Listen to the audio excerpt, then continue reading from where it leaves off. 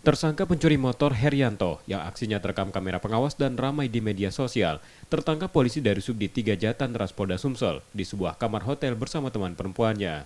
Pencurian dilakukan tersangka di kawasan Sako Palembang 18 Februari lalu.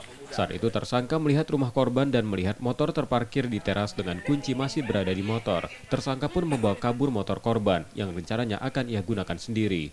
Setelah diperiksa, tersangka belakangan diketahui pencuri kambuhan yang baru 3 pekan bebas dari hukumannya. Pencurian kendaraan bermotor udah keluar, di mana kejadian tersebut sempat viral di media sosial yang terekam CCTV di TKP. Dari hasil penyelidikan, kita melakukan pendalaman sehingga mengarah kepada satu orang diduga pelaku.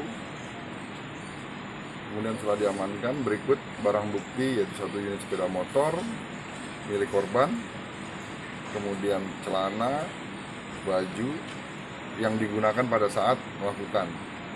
Salah satu baju yang digunakan itu ada tulisan Papa Muda. Itulah yang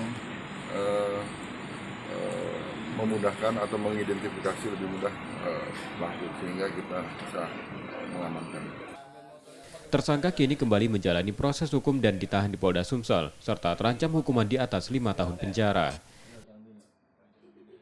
Reski Oktora, Muklas Diferensial, Kompas TV, Palembang, Sumatera Selatan.